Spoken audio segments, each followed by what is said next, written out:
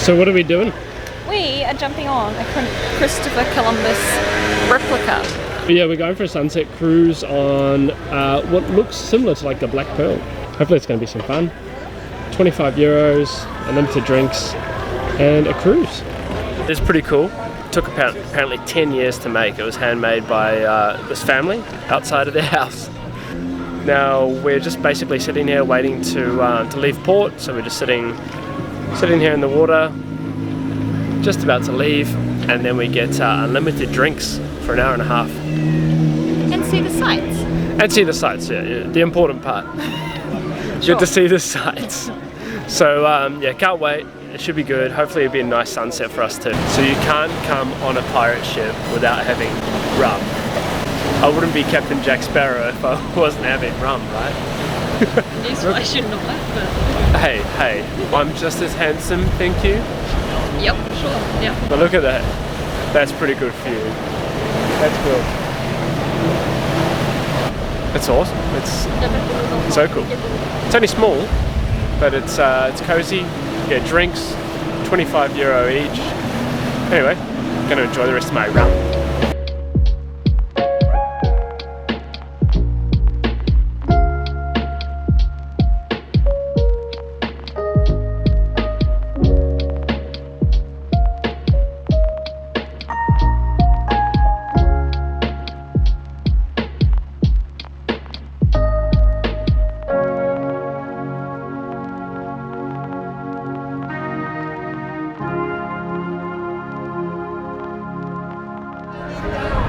So we just got off our pirate ship. We're now back in the Diocletian, which is basically near the hotel that we're staying at anyway. If you don't want somewhere nice to come and just relax and listen to a bit of live music and have some drinks, maybe a bite to eat, just come down to the Diocletian. In the middle of it is basically like a big square. Everyone just sits around the stairs. It's really nice. It's a nice place just to relax after a big day. And you know, we need to relax today. We had a couple of drinks on the pirate ship. It was really nice just watching the sunset over the mountains. An incredible sunset. 100%. Got a bit windy though, hence my hair's up, and I'm not happy about it because I don't like my hair up.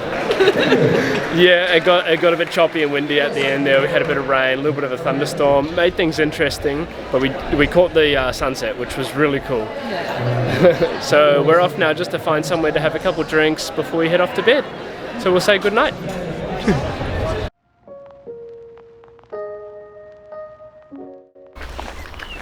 Alright guys, it's our second full day here in Split.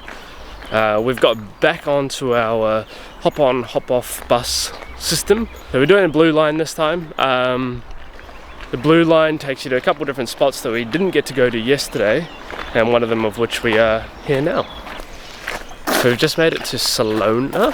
Mm-hmm. And this is an ancient archaeological site left over from the Romans.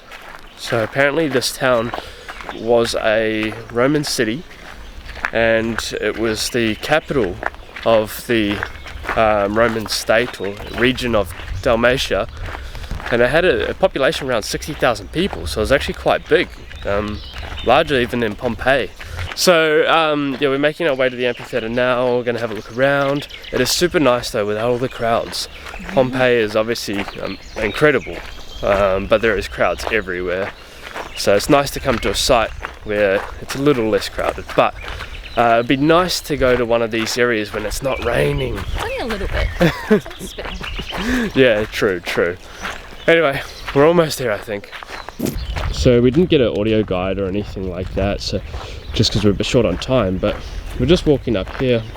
It looks like we're walking on some kind of wall, or ancient wall or something, which is pretty cool. So we're actually higher up in ground level. That's part of the site there.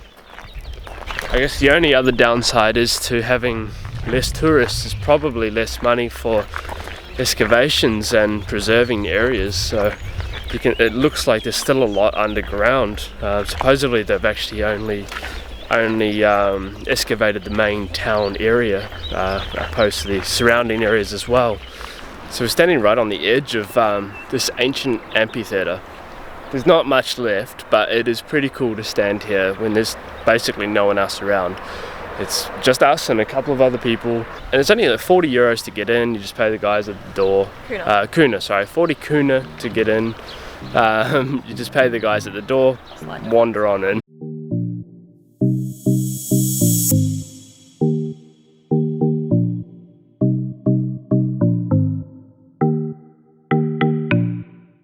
So next stop, we've made it to Tregear. Now we've just wandered in with our tour guide. The hop on hop off bus tour that we've been doing is it's not like a typical hop on hop off bus tour, is it? They sort of give you a bit of a tour around the towns. Like, so they'll get off with you, they'll show you around, they'll tell you about the place. It's actually really cool and super cost effective, so definitely worthwhile if you're trying to cut costs and trying to see a lot. It's really good. But we've just stopped here. We're sitting underneath this building because it's raining again, unfortunately. And then we've just been told that these columns of this building actually come from Salona. So the place that we were just at before, these columns were taken from there. I guess back then they had to try and use every resource they could to build. But apparently this place has got a lot of Venetian influence. A lot of the wealthy families lived here, built houses, 2 little walking bridges to get to it. And yeah, it's basically just built on a little island. It's a really nice spot. Definitely worthwhile having a look at, but we're just going to go for a wander now and see what else is around. Just walking down one of the main promenade areas down here, and right down the end is the remains of a fortification. Supposedly right around this whole town used to be a wall, a city wall, to protect it. Over there, so that's the water passage between the mainland and this island that the town's built on, which is kind of cool. It's a little bit secluded, it's kind of nice. It's not too busy. Hey. No, it's good. You can actually get yourself think and take it in. You actually have a minute to actually absorb the area that you're in. Just enjoy it a little bit, yeah. Yeah, appreciate it. It's nice. Definitely. So it's definitely not as busy as other places that we've been to, which is kind of nice. This is the street that separated the rich from the poor, and I'm assuming the side that has the big beautiful marble building, which is currently at the present day a elementary school, was the rich side. It's apparently the only school here. Everyone has to go to Split to go to school. Yeah, and then the other side was all the poor people back in the ancient days where they lived. It's a bit sad. Yeah. Segregation to the max. Alright, so we belong on this side, but we still parked our boat on that side. Alright, we're going to walk down to the castle.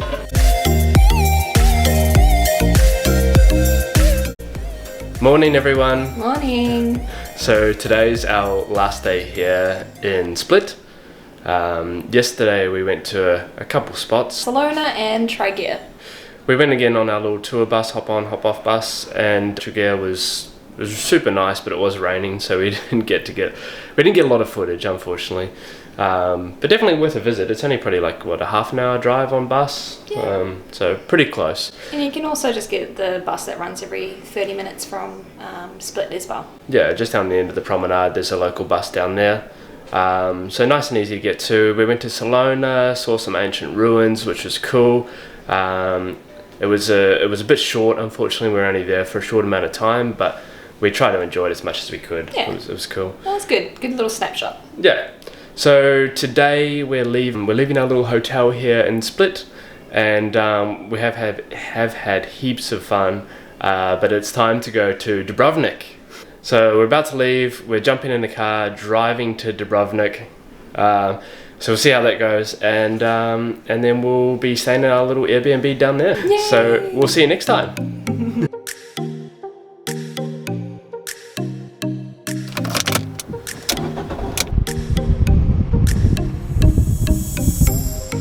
Alright guys, if you are travelling between Split and Dubrovnik, or Dubrovnik to Split, you definitely have to stop in this little town.